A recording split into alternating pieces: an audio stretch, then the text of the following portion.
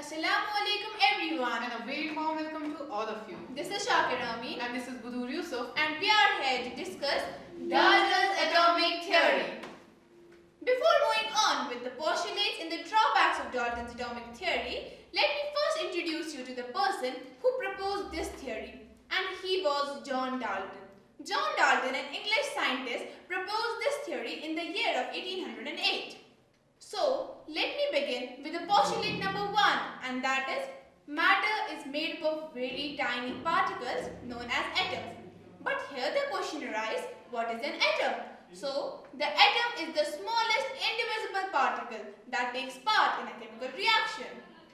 the drawback of this postulate is, according to Dalton, atom is the smallest indivisible particle of matter. But nowadays, we know that atom can be further divided into subatomic particles. Subatomic particles are the tiny particles present inside the atom, namely protons, neutrons and electrons. Postulate number 2.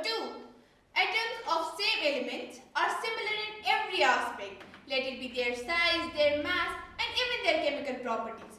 For example, if we take the example of this element and name it as the iron element, and if we compare the two atoms of this iron element, we will be able to see that the two elements of this one iron element are same in their size, their mass and even in their chemical properties. Second drawback.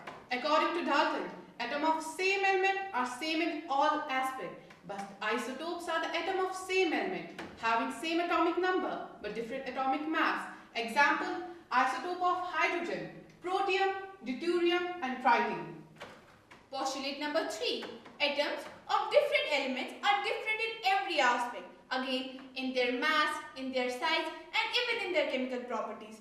Let's again take the example of the iron and the gold, and if we compare the two atoms from the two elements, we will be able to see the differences, the major differences in the atoms of the two elements in their mass, in their size and even in their chemical properties. Drawback number 3. Dalton did not take into consideration the isobars. Now the question arises, what are isobars? Isobars are the atoms of different element having different atomic number but same atomic mass. Let's take the example. Argon 18 and calcium 20 both have the same atomic mass, which is 40.